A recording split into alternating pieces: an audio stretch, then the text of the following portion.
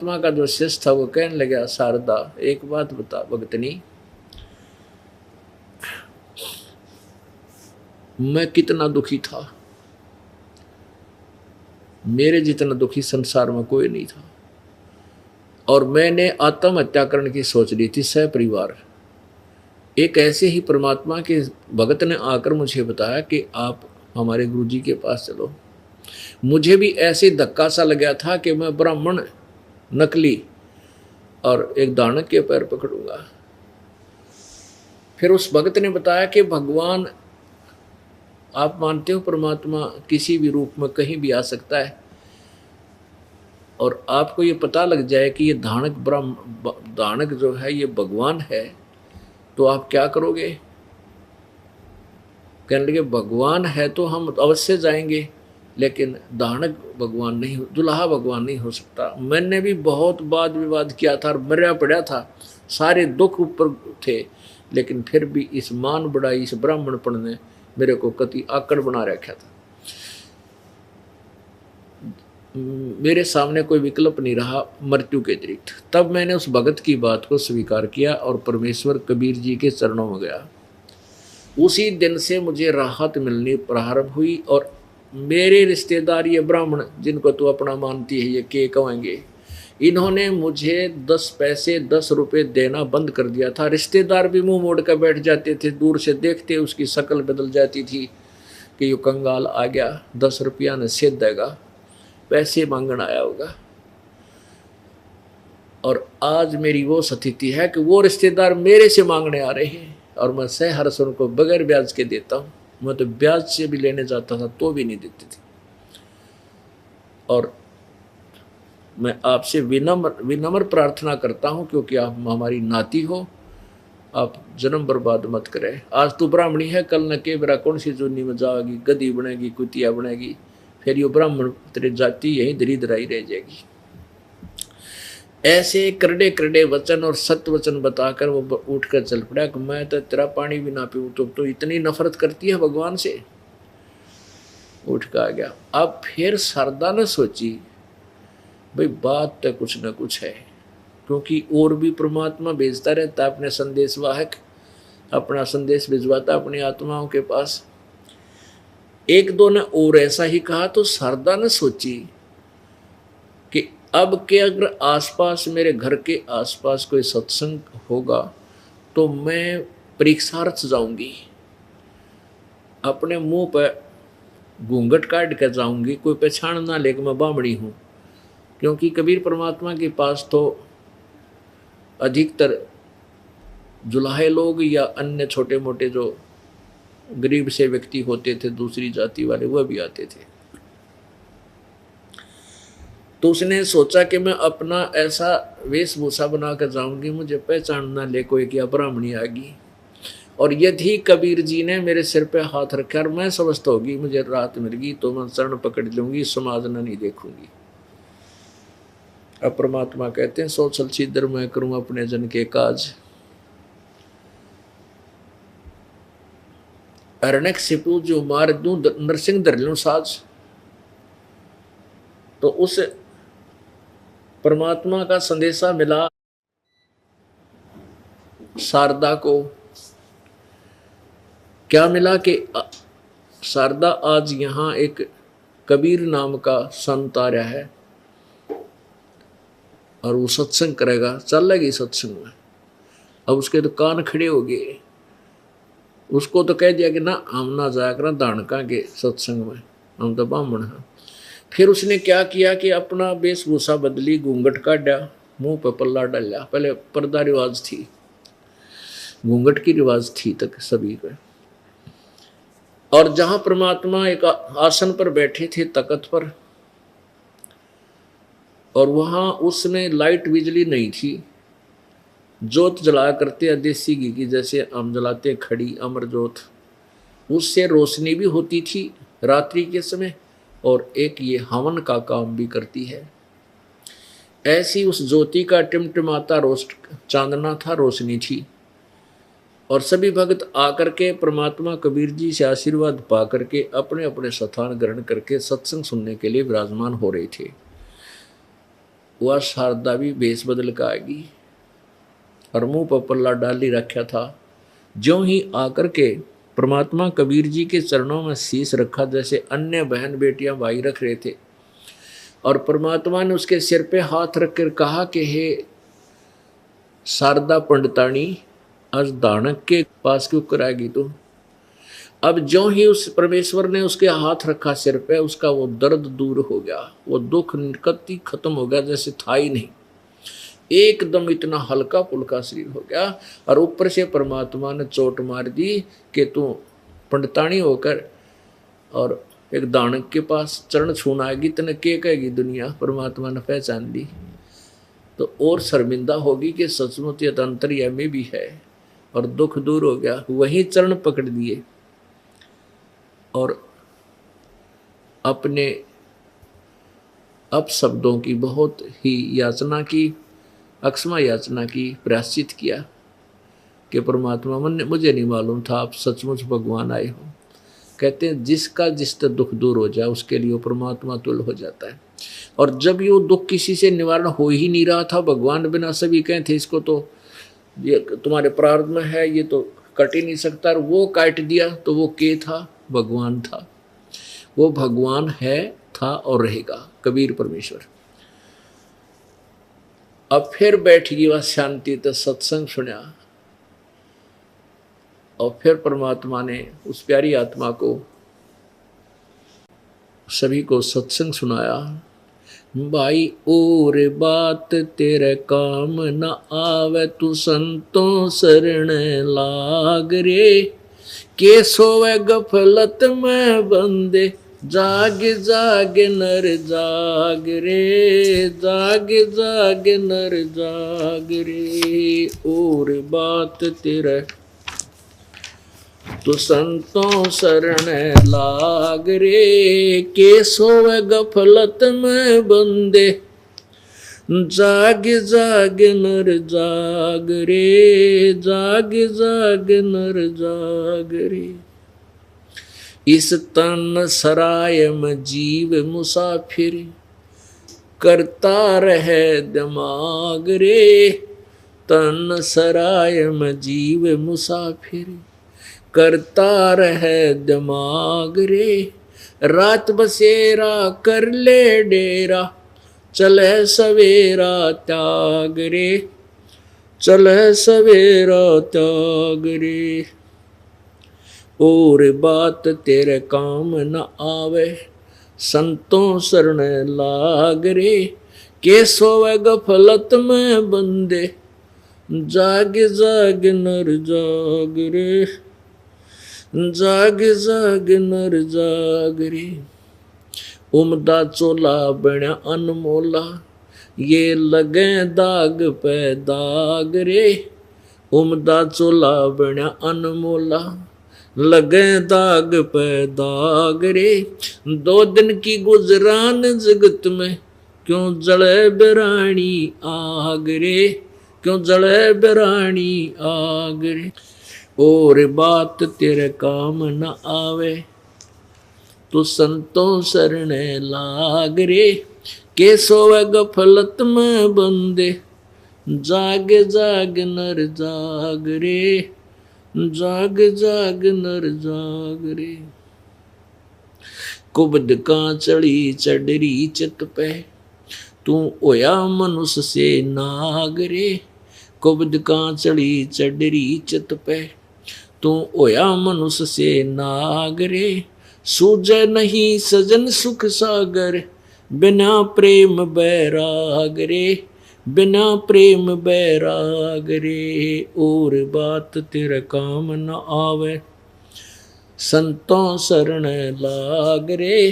के सोवे गफलत में बंदे, जाग जाग नर जाग रे, जाग जाग नर जाग रे। हर सुमरे सो हंस कवावे, यो कामी क्रोधी काग रे। हर सुमरे सो हंस कवावे, कामी क्रोधी काग रे।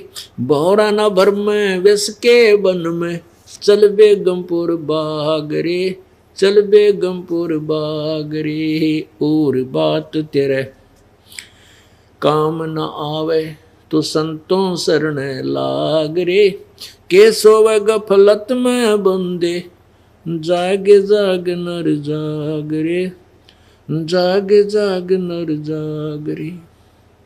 शब्द सैन सतगुरु की पेछानी, पाया अटल सुहाग रे, शब्द सैन सतगुरु की पेछानी, पाया अटल सुहाग रे।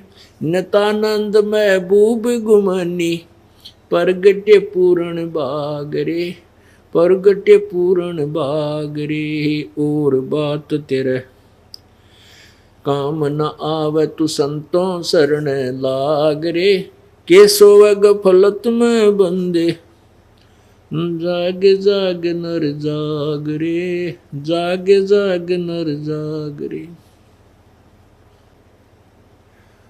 परमेश्वर कबीर जी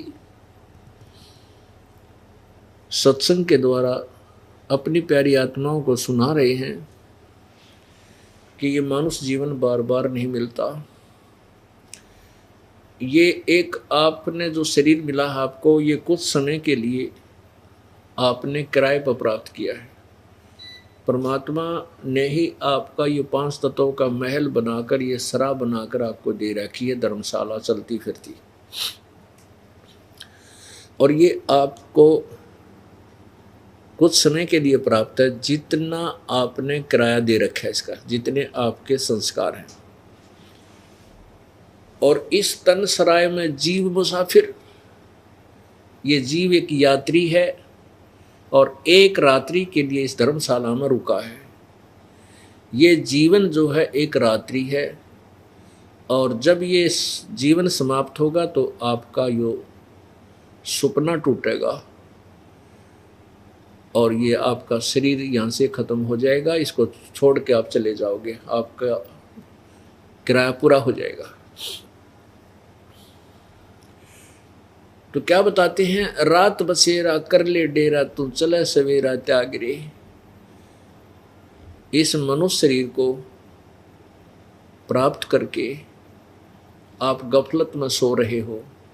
कौन सी गफलत है? अज्ञान रूप अंधकार में और इस मोह ममता की नींद में आप गहरे सो रहे हो। आपको जगाने के लिए परमात्मा स्वयं भी आते हैं और हमारे जैसे दास की भी ड्यूटी लगाते हैं आपको जगाने के लिए। और जो पुण्यात्मा होते हैं वो जाग जाते हैं और अपने मूल काम को प्रारंभ कर देते हैं, जो मनुष्य जीवन का होता है, आत्म कल्याण का, सत्य भक्ति करने वाला जो काम है, उस कार्य को भी वो तुरंत शुरू कर देता है। तो क्या बताते हैं कि रात बसेरा कर ले, इस तन सरा में जीव मुसाफिर, करता रहे दिमाग रे। आप अपने विचारों से सब सेट होए बैठे हैं, मैं न्यू कर दूंगा, मैं न्यू कर दूंगा, ऐसे कर दूंगा, एक कोठी बनाऊंगा, एक कार ले लूंगा, और वो तो चल ले ले, जो तेरे भाग में मिल जाएगा। लेकिन परमात्मा की भक्ति में भी थोड़ी रुचि बना। अब जैसे हमने कितने दिमाग में, अपने दिमाग में क्या सोच रखा है। एक व्यक्ति जा रहा गया किसी कामवश और वापस नाइट सर्विस से आ रहा रात के 1 बजे कि जल्दी जा करके ऐसा करूँगा, घर पहुँचूँगा, वहाँ ऐसा करूँगा, वो ले आऊँगा, फलाना दे के आना, उसको ले के आना। रास्ते में एक्सीडेंट हो गया, वहीं मर गया। अब वो सारे आगे के पुल बांध रहा था, वह सारे दरे दराए रह गए। तो परमात्मा कहते हैं, यदि तू मेरी शरण में होता और चलो यात्रा तक करनी है थी, काम भी करने ही हैं, एक तो वो आने जाने का जो समय तुझे लगा, भगवान की भक्ति करता जाता, भक्ति करता आता। जिस कामवश आप गए हो वो काम तो वहाँ जाने पर ही होना था। बीच में जो 2 घंटे 3 घंटे सफ़र 4 घंटे का था, 3-4 का आने का था, वो परमात्मा की भक्ति में लगा सकते थे यदि आपके पास ये मंत्र होता तो, ये नाम होता। और फिर आपके ऊपर ऐसी आपत्ति जो बीच में मृत्यु होती, ये टल जाती, आपके वह काम भी ठीक होते। अब उस पूर्ण परमात्मा की भक्ति ना करके आप मन में जो और 36 प्रकार के विचारों को लिए घूम रहे हो, उसके विषय में कहा है कि इस तन सराय में, इस धर्मशाला में, ये जीव मुसाफिर यात्री है। ये जीव कुछ समय का मेहमान है। और करता रहे दिमाग रे, रात बसेरा कर ले डेरा, तू चले सवेरा त्याग रे। उमदा चोला बना अनमोला, लगे दाग पे दाग रे, 2 दिन की गुजरान जगत में क्यों जड़े बिरानी आग रे। हम अपने बच्चों को सुखी बनाने के लिए, धनी बनाने के लिए बड़े बड़ी कोठी इनको बनवा के दे दूं, उसके लिए हम क्या करते हैं कि तो 2 नंबर का धंधा करें, 100 जगह झूठ बोला, सारा दिन ले ले आजा, ले ले आजा, नो कर ले। परमात्मा कहते हैं जो तेरे प्रारब्ध में लिखा हुआ ही मिलेगा। कब तक? जब तक तू मेरी शरण में नहीं आओगा, कबीर जी कहते। कबीर परमेश्वर के पास वो विटो पावर है, वो सुप्रीम पावर है, वो आपकी किस्मत में ना हो वो भी दे देगा, यदि आपको देखेगा कि ये मेरी भक्ति में पूरी रुचि रखता है, आपका दिल ना टूट जाए, भक्ति भगवान से आस्था ना हट जाए, इसलिए वो अपने कोटे तभी आपको एक आधा सुखी सा दे देता है।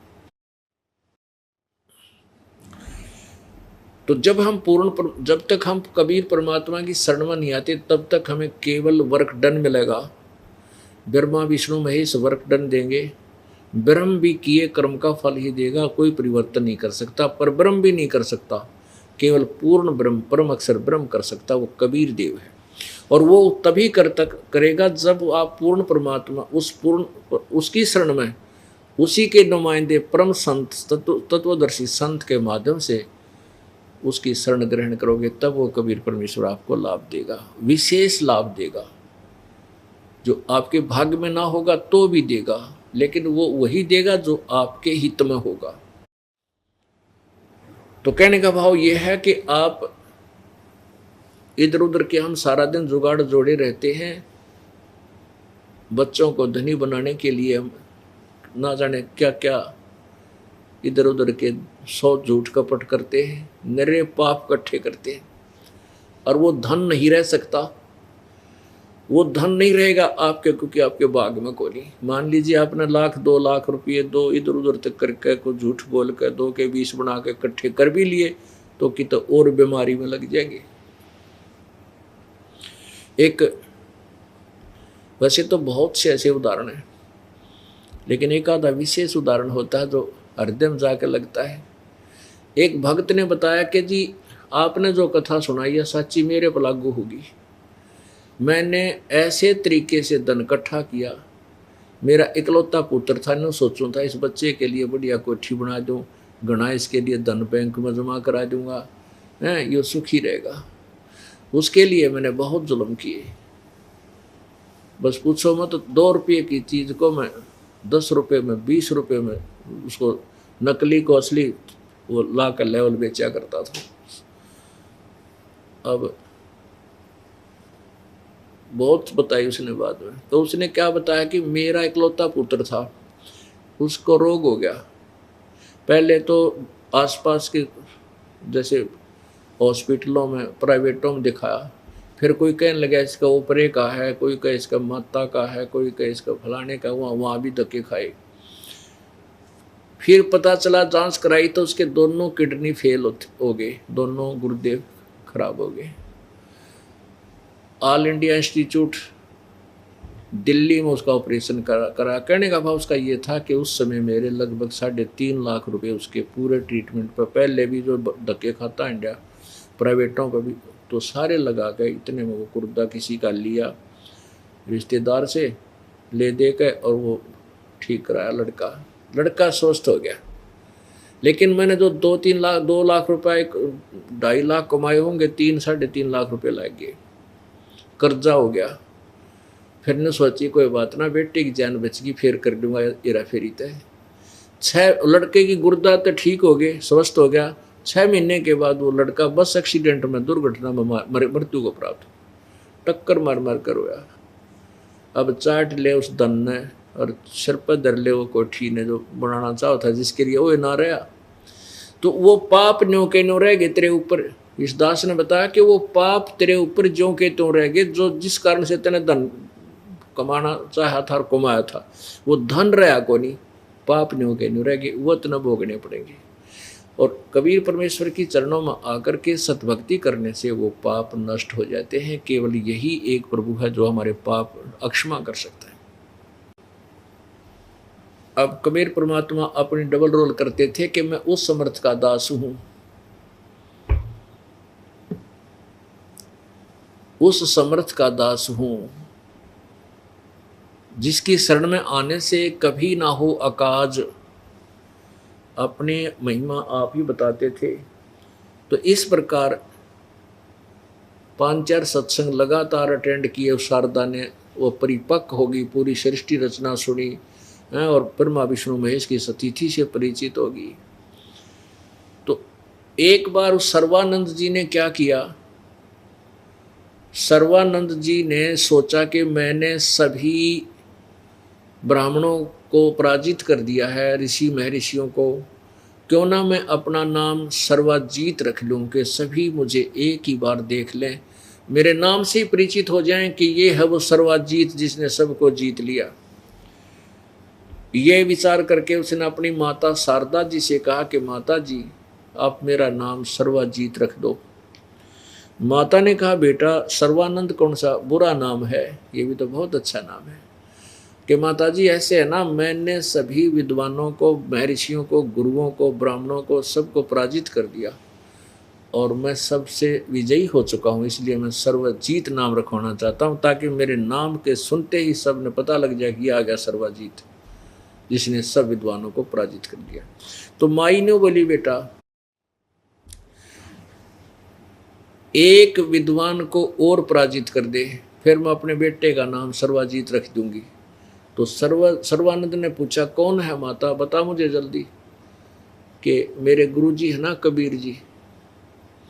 अब परमात्मा का जब नाम लिया शारदा ने तो उसको पता चला था कि सर्वानंद को, और वो कहा करता माँ तने तो जो है ना हमारी इज्जत माटी में मिला दी, कहाँ फंस गई, कि चलेगी तो क्या कहेगी दुनिया। तो वो तो कह दिया करती बेटा जिसका लगा वो जाने, मन मुझे मालूम है मेरे साथ जो बीत रही थी और मैं सुखी हुई। चल माँ को से ज़्यादा विवाद उसने इस विषय में नहीं किया था। फिर जब उसने कहा कि तू उस मेरे गुरुदेव को पराजित कर दे कबीर जी को, तब मैं मान जाऊंगी तुझे और फिर मैं तेरा नाम सर्वाजीत रख दूंगी, ना तो तेरी माँ तेरा सर्वाजीत नाम कति नहीं रखे। तो कहने लगा माँ आप भी अच्छी बात करती हो, किसका नाम लिया, अनपढ़ अशिक्षित, उसको तो 1 मिनट में अभी पराजित करके अभी गया अभी आया। माता ने कहा बेटा ऐसे नहीं मानूंगी, कुछ प्रमाण जाइए लिखवा के कि वो हार गए पक्का।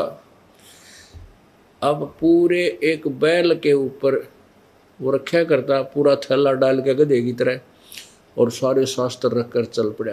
कहाँ, जहाँ कबीर परमेश्वर जुलाहों की कॉलोनी में रहते थे, दानकों की कॉलोनी में।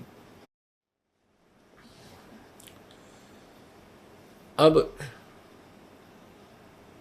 परमात्मा कबीर जी ने एक शेख तकी नाम का धार्मिक पीर था, सिकंदर लोधी राजा दिल्ली के बादशाह का, उसकी एक फड़क निकालने के लिए उस शेख तकी की लड़की मर चुकी थी, कब्र में दबा रखी थी, और शरीर उस लड़की को जीवित किया था और वो उस लड़की को अपनी बेटी के रूप में रखा था। वो उसका नाम कमाली रखा।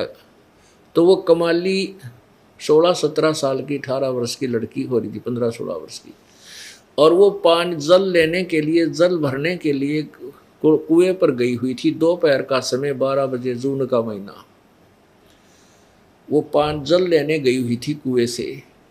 उधर से सर्वानंद जी वहां पहुंच गए, उस रास्ते आ रहे थे और रास्ते में वो कुआं था। अब ब्राह्मण जुलाहों की कॉलोनी में और सुप्रसिद्ध ब्राह्मण आ जावे तो सभी नो देखा करते कि यो ब्राह्मण इतना प्रसिद्ध ब्राह्मण, और जुलाहों के दानका की कॉलोनी में कैसे आ गया। जैसे गांव में हाथी आ जाया करता ना, बालक देखा करते उठना बचड़ कर द्वारों पर, तो ऐसे देख रहे थे। सब निकले अपने घरों में, तो ये ब्राह्मण कैसे आ गया दानकों की कॉलोनी में। अब उसने देखा प्यास इतनी जबरदस्त लगा इस सर्वानंद को, अगर 10 मिनट पानी ना जल ना मिल रहा तो उसकी मृत्यु हो जाए, प्राण निकल जाए। और सामने वाली लड़की पानी निकाल रही थी बाल्टी से, अपने मटके में डाल रही थी गड्ढे में। अब सर्वानंद ने कहा, बेटी जल्दी जल पिला, प्राण निकलने को हो रहे। तो लड़की ने वह बाल्टी यूं की यूं डाल दी। सर्वानंद ने जल पीना प्रारंभ कर दिया, पी लिया। जब उसका पेट भर गया ना, जब उसने देखा ये तो दानका का कुआं है, जुलाहों का, कोई देख तो नहीं रहा तुझे। वो देखा चारों तरफ दुल्हाए खड़े देखे। अपनी इज्जत को सुरक्षित रखने के लिए लड़की पर डांट लगाता है, ये लड़की ये किसका, कौन सी जाति का कुआं है। लड़की बोली, जी जुलाहों की कॉलोनी में कौन सी जाति का कुआं हो सकता है, जुलाहों का ही है। तो कहने लगा, तने पहले क्यों नहीं बताया जुलाहों का कुआं है। लड़की बोली, तेरा पेट भर गया जहाँ, तो इसलिए बात आ गई। तेना ब्राह्मण, जब तक तेरी आँख निकलने वाली थी, मृत्यु को प्राप्त होने वाला था, तूने पहले क्यों ना पूछा कि इसका कुआं है। पानी पीने से पहले पूछना चाहिए था। अब तेरा पेट भर गया, बकवाद भागी तने बोला, छोरी लड़की घड़ी ना बोला है, न्यों बता वो कबीर का घर कहाँ है। वह बोली, आ जाओ, मेरे पिताजी हैं। मुँह बोले पिताजी थे और मैं उन्हीं की लड़की हूँ, आ जाओ, मेरे साथ साथ आ जाओ, घर बता दूँगी। वह लड़की जल्दी जल्दी चल गई, आगे पहुँच गई, जाकर कहने लगी, पिताजी, परमेश्वर कबीर जी का मुँह बोले पिताजी थे कि एक ब्राह्मण आ रहा है और बैल के ऊपर घने वो धर रहा है किताब है, और लगता है आपके साथ कोई वाद विवाद करने आया, आपको पूछ रहा है। परमात्मा बोला, बेटी कोई बात नहीं, आने दे। तो इतने में वह लड़की मटका अंदर रख के पानी का घड़ा वापस आई देखने के लिए, कहाँ से आ गया, तो सामने पहुंच गया इतना सर्वानंद बैल समेत। लड़की ने कहा, आ जाओ ब्राह्मण जी, यही हमारा घर, मेरे पिताजी अंदर बैठे। तो सर्वानंद अंदर नहीं गया, कहने लगा, लड़की इधर आ अकेले। उसने क्या किया कि एक लोटा पानी ला, वह लोटा भर लाई पानी का, कि मेरे इस पात्र में डाल दे, मेरे लोटे में। अब उसने लड़की ने पात्र में डाल दिया, कहने लगा, भर दे फुल, कति फुल भरवा लिया, ऊपर का उतरना हो गया। उसमें कोई सुई भी डाल दे तो भी पानी बाहर निकल जाए, इतना भरवा लिया। और कहा कि जाए कबीर को ये मेरा पात्र ले जाकर दे दे और इसका जो उत्तर दे मुझे बतावे। अब वह लड़की धीरे धीरे पकड़ कर लेगी उसके लोटे ने, जाके कहने लगी, पिताजी, उस ब्राह्मण ने ना ये लोटा दिया पानी का, ने कहा कबीर के आगे रख दे, वो क्या उत्तर दे मुझे बता। परमात्मा कबीर जी ने एक बड़ी सुई रखी थी, बड़ी सुई इतनी लंबी होती है हवा, ये बड़े बड़े तरपाल सीमण की, वो उठा के और उस जल में डाल दी लोटे में, और कहा, बेटी जा दे का सर्वानंद को, और बाहर रखड़ा ब्राह्मण को। और लड़की धीरे धीरे धीरे आई कि ले ब्राह्मण पकड़ तेरा लोटा। परमात्मा सर्वानंद बोला, क्या उत्तर दिया कबीर ने। लड़की बोली, उत्तर कुछ नहीं दिया गुरु, मेरे पिताजी ने तो इसमें सुई डाल दी लोहे की। तब वो अंदर गया और कहने लगा, कबीर तूने मेरे प्रश्न का क्या उत्तर दिया। परमेश्वर ने पूछा कि आपका प्रश्न क्या है। सर्वानंद ने बताया कि मैंने पानी का लोटा इसलिए तेरे पास दिया था, ये लबालब भरा हुआ, कि मैंने अपनी माता जी से सर्वाजीत नाम रखवाना है। मैंने सभी ब्राह्मणों को, सभी ऋषि महर्षियों को शास्त्रार्थ में पराजित कर दिया है और मैं अपना नाम सर्वाजीत रखवाना चाहता हूँ। और मेरी माँ ने शर्त रख दी है कि मैं आपको पराजित करके जाऊंगा तब मेरी माँ मेरा सर्वाजीत नाम रखेगी। मेरा ये लोटा पहुंचाने का तात्पर्य ये था कि मैं जैसे इस लोटे में और जल डालने का स्थान नहीं है, और जल नहीं डलेगा तो बाहर जाएगा, ऐसे मैं सदग्रंथों के ज्ञान से भरा पड़ा हूँ। तेरे ज्ञान की मुझे जरूरत नहीं, तेरा ज्ञान मेरे में नहीं समाएगा, बाहर ही जाएगा, इसलिए तू अपनी हार लिख दिए। परमात्मा बोला मेरा ही उत्तर सुन ले के था। कबीर परमेश्वर बोले मेरा उत्तर सुन ले के था। क्या था पता? सर्वानंद बोला कि मेरा ऐसा वजनदार ज्ञान है कि तेरे ज्ञान ने बाहर निकाल देगा, तेरी छाती में जाकर बैठेगा। जैसे सुई मैंने डाली, तेरा पानी बाहर निकल गया, सुई ने तेरे लोटे की तड़ी में जगह बना ली। ऐसे मेरा दो तत्व ज्ञान है, तेरे ज्ञान को बाहर फेंक देगा सारे को और तेरे अंदर समा जाएगा। अच्छा ऐसा कैसा ज्ञान है? तू मेरे शास्त्रार्थ कर, ये कर। तो ऐसा जब सुना कि भी योग शास्त्रार्थ करने आ रहा है, तो जुलाहे लोग इकट्ठे हो गए कि उस कॉलोनी में तो वो जुलाहे थे। अब सर्वानंद ने कहा कि प्रसन्न करो, प्रसन्न करो। परमात्मा ने कहा कौन ब्रह्मा का पिता है और कौन विष्णु की माँ, शंकर का दादा कौन है? सर्वानंद दे बता। तो क्या कहता है? सर्वा इसका ब्रह्मा विष्णु महेश अजरो अमर है, इनके कोई माता पिता नहीं। सर्वेश्वर महेश्वर कालेश्वर सब कुछ नाम दर दिए और सर्व सृष्टि रचनहार ये हैं, इनके कौन माता पिता? देखो देखो ये क्या बात कर रहा। तो परमेश्वर ने कहा कि आपके पास विष्णु शिव पुराण है। सर्वानंद कहने लगा है कि उसमें देखो निकाल के रुद्र संहिता अध्याय 5, 6, 7 इसमें क्या लिखा है। पुण्यात्माओं, इन दुष्ट आत्माओं ने आंखों देखकर भी जनता को सच्चाई नहीं बताई।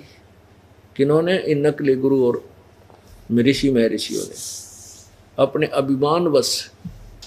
अब देखिएगा शिव पुराण में आज से 600 वर्ष पहले परमात्मा ने बताई थी, जो कि इन सदग्रंथों में विद्यमान है। ब्रह्मा विष्णु महेश के माता पिता हैं।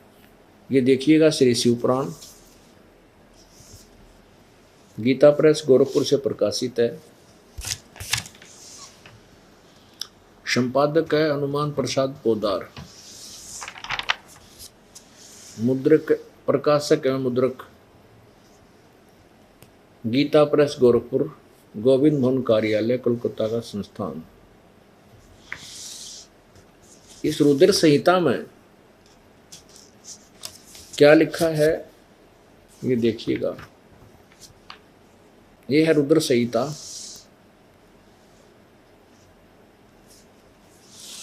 अध्याय 5 या समाप्त हुआ, छठे से छठा प्रारंभ होता है 99 पृष्ठ पे, 99 पृष्ठ पे। ब्रह्मा जी ने कहा, ब्रह्मन देव शिरोमणे, यानी ब्रह्मा जी ने अपने पुत्र नारद से बता रहे हैं, देव शिरोमणे तुम सदा समस्त जगत के उपकार में लगे रहते हो, तुमने लोगों के हित की कामना से बहुत उत्तम बात पूछी है।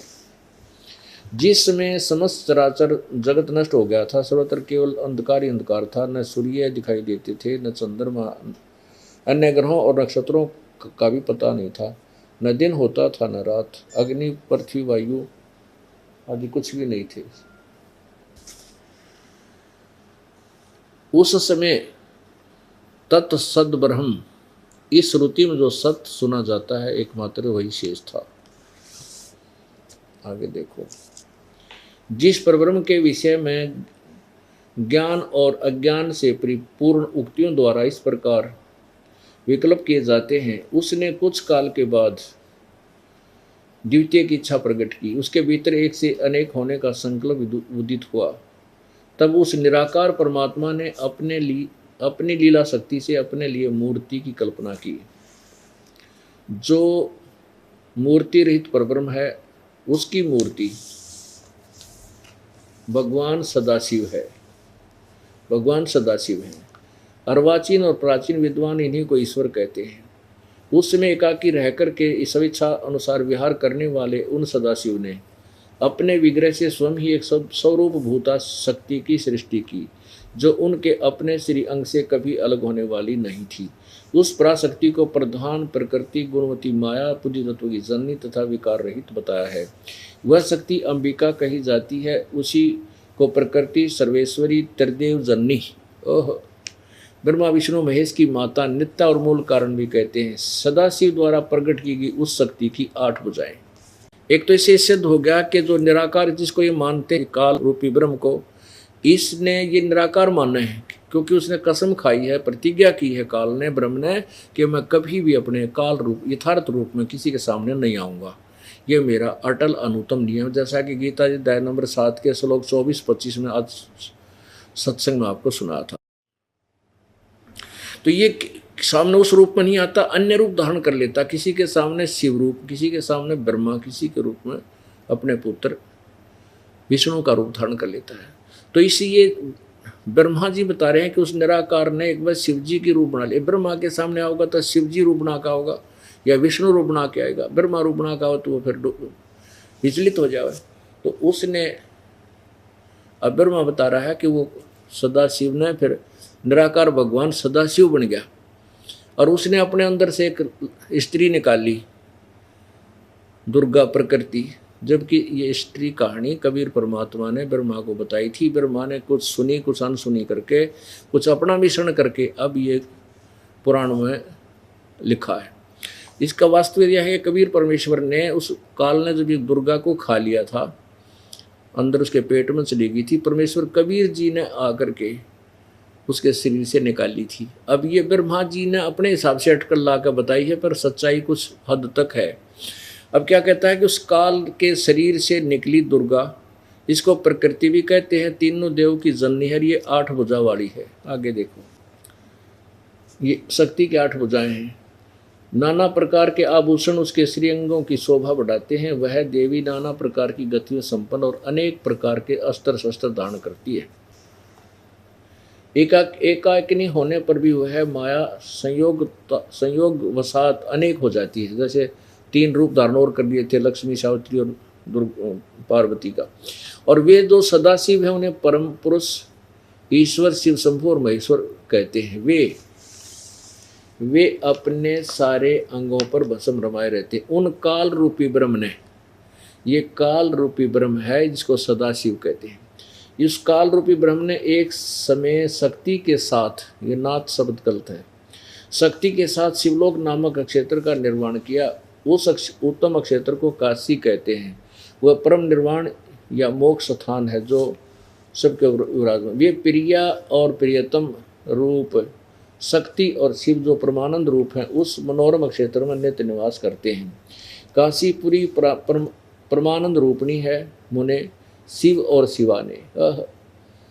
शिव इस काल ने, शिवा इस दुर्गा ने।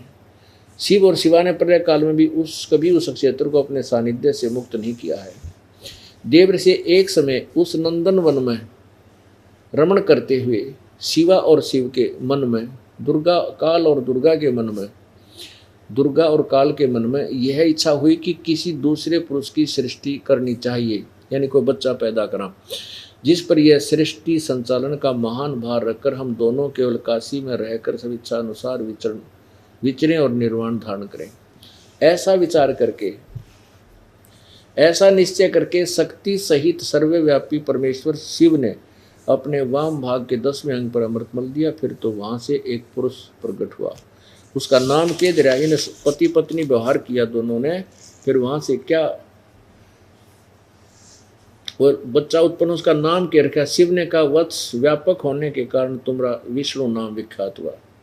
परमात्मा बोले पढ़ के देख और सुना दे सबने। अब उसने संस्कृत में लिखा हुआ था, सारा पढ़ लिया और सच्चाई जो की तो नहीं सुन कहा, कहने लगा नहीं ऐसा कहीं नहीं लिखा, और पढ़ भी लिया। आगे देखो फिर ब्रह्मा की उत्पत्ति, ये 6वां अध्याय समाप्त हुआ। 7वां ब्रह्मा जी कहते हैं देव से तत्पश्चात कल्याणकारी परमेश्वर शाम सदाशिव ने पूर्व प्रयत्न करके मुझे अपने दाहिने अंग से उत्पन्न किया। यानी उसी तरह जैसे विष्णु पति पत्नी विहार से विष्णु उत्पन्न किया था, ऐसे मैं भी उत्पन्न किया। अब आगे देखो, अब यहाँ अनुवाद करता विचलित हो जाता है कि शिव से शिव की उत्पत्ति कैसे लिखूं, ज्ञान तो इनको था नहीं। लेकिन चोर चोरावे तोमड़ी गाड्डे पानी में, वो गाड्डे हुआ ऊपर आवे नो सच्चाई छानी ना। अब यहाँ देखिएगा, अब 9वां अध्याय पृष्ठ नंबर 110 पर, यही रुद्र संहिता इस प्रकार ब्रह्मा विष्णु और रुद्र इन तीनों देवताओं में गुण हैं, परंतु शिव गुणातीत माने गए। अब यहाँ चार हो गए, एक ब्रह्मा, एक विष्णु, एक रुद्र यानी शंकर, और एक इनका बाप शिव, दुर्गा इनकी माता। अब परमात्मा ने फिर बताया कि देवी पुराण निकाल, उसके तीसरे स्कंद अध्याय नंबर 4, 5, 6 में देखो उसमें क्या लिखा है। अब वह भी पढ़ी न्यो की न्यो पाई, लेकिन कहते हैं राज तजना सहज है, सहज त्रिया का नेह, और मान बढ़ाई ईर्षा दुर्लभ तजनाई। अपने मान बढ़ाई के लिए जनता को भ्रमित कर देना उन्होंने उचित समझा, और सत्य को उजागर नहीं करना चाहा। कहने लगा झूठ बोलता है, कहीं ऐसा नहीं लिखा है। और फिर उसने जो कोई श्लोक सलाह घोट रखे थे किसी और पुराण के या कोई वेद के मंत्र थे, वो संस्कृत बोलनी शुरू कर दी। 1 घंटे तक संस्कृत बोलता रहा।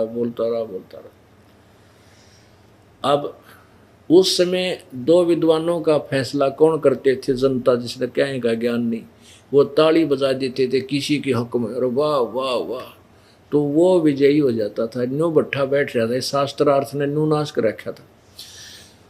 अब उन जुलाहा व्यक्तियों ने जो अशिक्षित थे, उन्होंने सर्वानंद की सुनकर वह राम एक कंटिन्यूस धारावाहिक संस्कृत जिसको वो स्वयं भी समझ नहीं सकते थे, और कह दिया वाह सर्वानंद, वाह सर्वानंद, वाह वाह। तो कबीर साहब पराजित कर दिए और वो डांगर विजयी हो गया, वो सर्वानंद।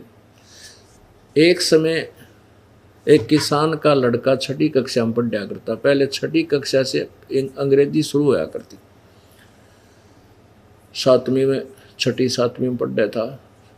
रविवार का दिन पिता के साथ बैलगाड़ी में बैठा हुआ खेतों में जा रहा था। सामने से एक अंग्रेज अपनी मोटर कार से आ रहा था। उसने उन गाड़ी वालों को हाथ इशारा देकर रुकवाया, वो रुक गए और उनसे अंग्रेजी में बात करने लगा कि मैंने उस गांव जाना है, क्या मैं ठीक जा रहा हूँ, इंग्लिश बोल के। अब वो लड़का जो था वो अंग्रेजी पढ़ा करता, पिताजी के सामने अंग्रेजी में ऐसे याद कर रखे थे, वो सुनाया करता, सिक लीव पढ़ा करता, याद कर रहा था।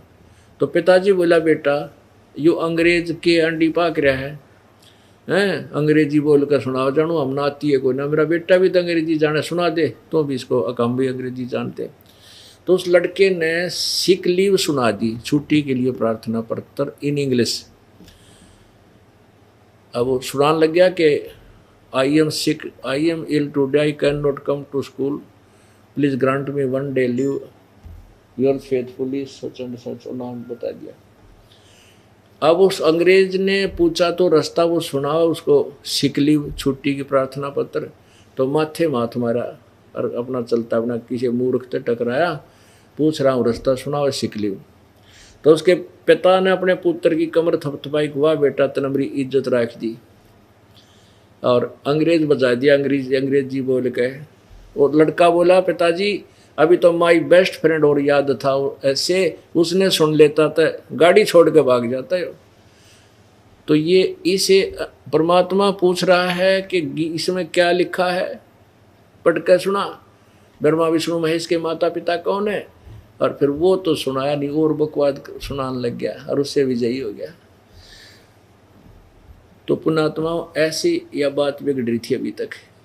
तो परमेश्वर बोला, भाई ठीक है आप जीत गए, मैं हार गया। कबीर जी बोले, और ठीक है जा तुम अपने घर में। सर्वानंद कहने लगे, ऐसे नहीं जाऊंगा, मैं लिखवा के लेके जाऊंगा, मेरी माँ ने कहा है।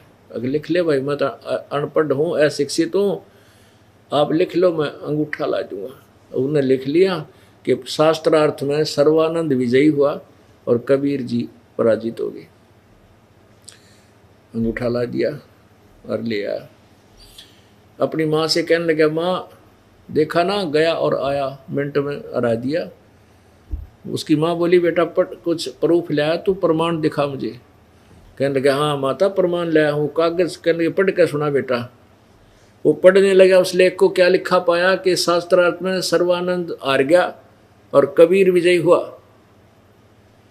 उसकी माँ बोली, रे तूने कहता मैं जीत का है तो तार का है बेटा। वो कहा माता जी मैं कई दिन से शास्त्रार्थ में था, रात में सोया नहीं था, नींद आ गई थी, नींद में विचलित था, मेरे से गलत लिखा गया, अब दोबारा लिखवा के लाता हूँ।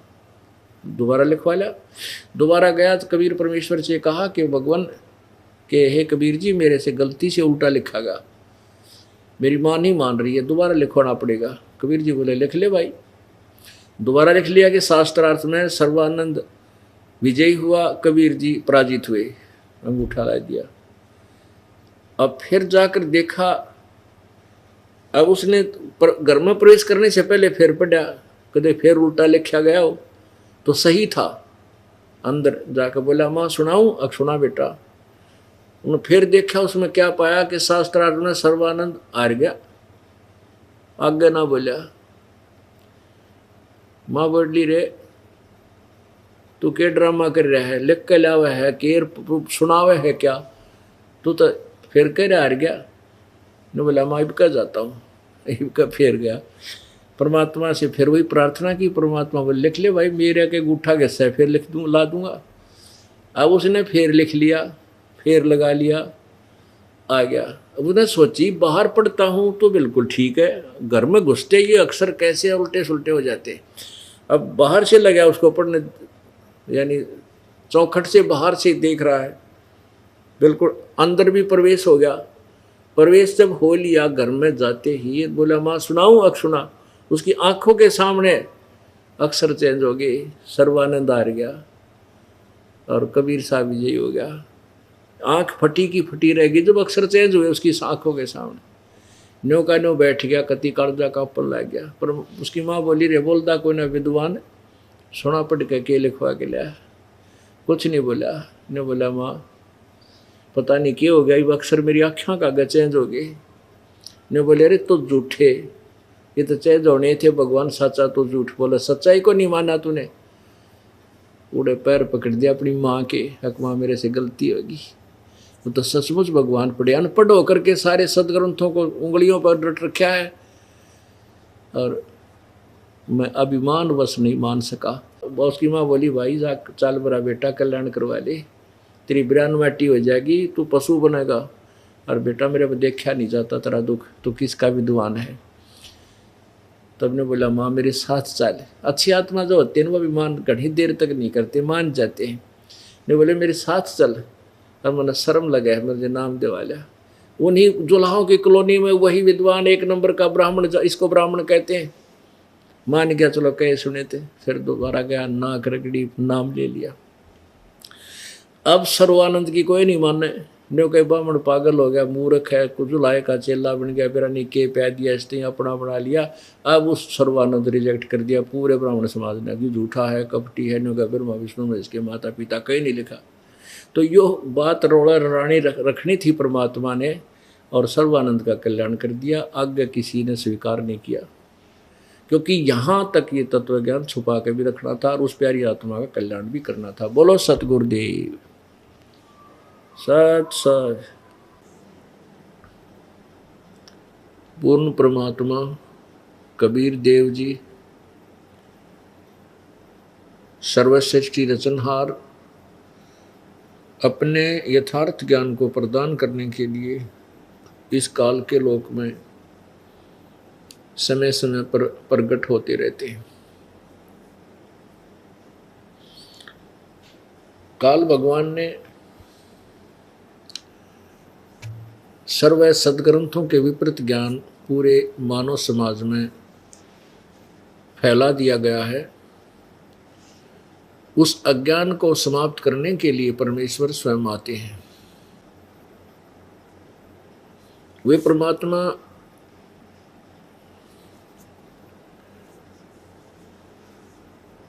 एक जनसाधारण की भूमिका करते हैं।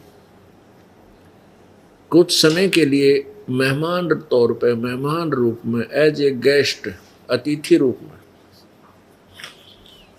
इस संसार में आते हैं।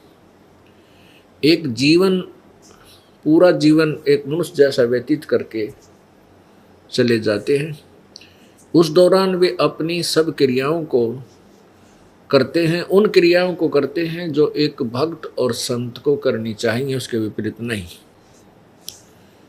वे आकर के हमें क्या बताते हैं? अपनी अमृत वाणी के द्वारा अपने यथार्थ ज्ञान को प्रचार करते हैं। वे परमात्मा अपने लिए एक कुछ गवाह तैयार करके जाते हैं, कुछ एविडेंस बनाते हैं। परमेश्वर कबीर जी है, सर्वशक्तिमान है, सर्वसृष्टि रचनहार है, कुल मालिक है, इस बात के गवाह हैं आदरणीय गरीबदास जी महाराज, गांव छुडानी, जिला झज्जर, हरियाणा में। इनको परमात्मा आकर मिले थे।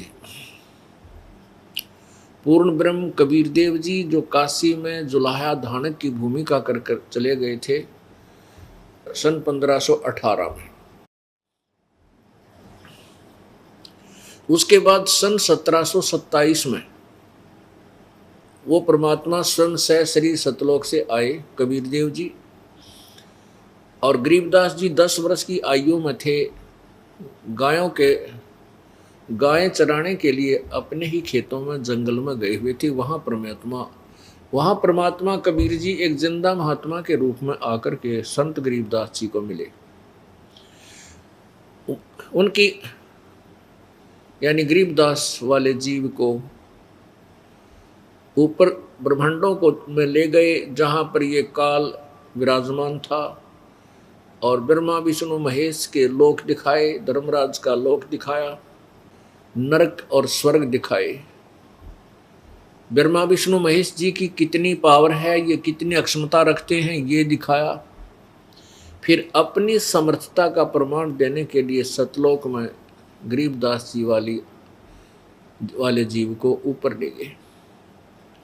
वहाँ परमात्मा जो नीचे से जिंदा महात्मा के रूप में गए थे, और वहाँ देखा जाकर के एक परमात्मा वहाँ विराजमान है, बहुत बड़ा गुम्बज है वहाँ पर सफेद।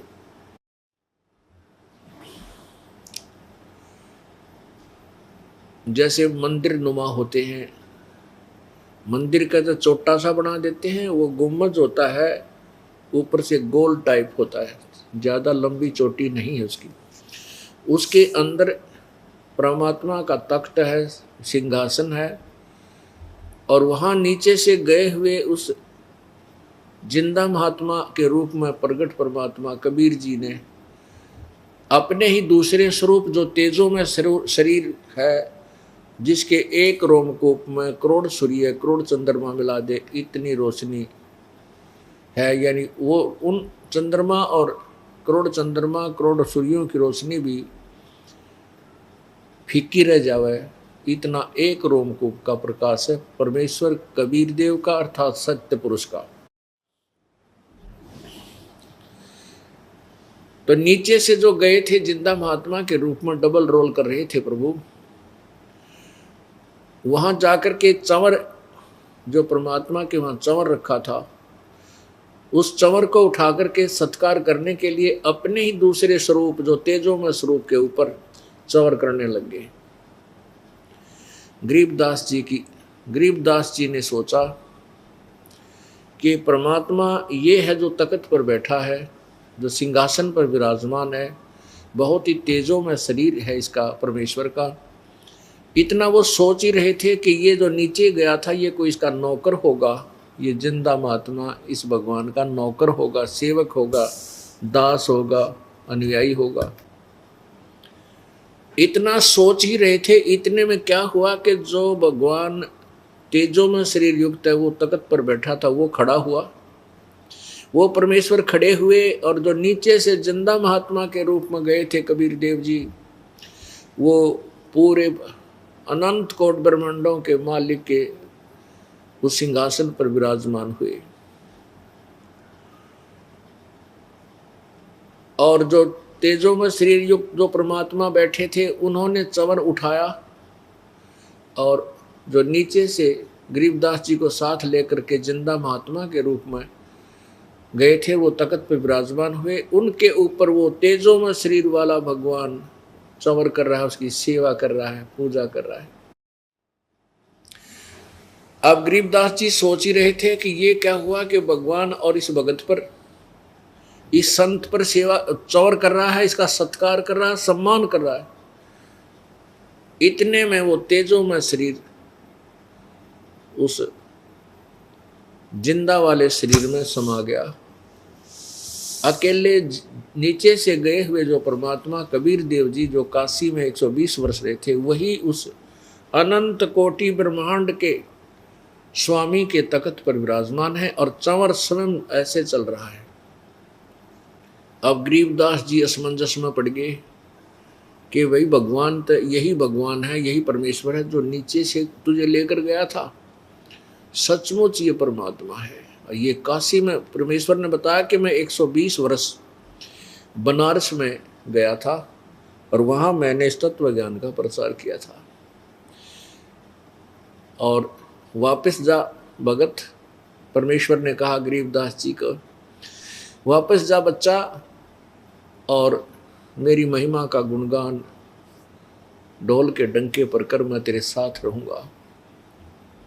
वहां जाने के बाद गरीबदास जी ने भी कहा कि प्रभु मुझे वापस ना भेजो, वहां तो बहुत बुरा लोक है।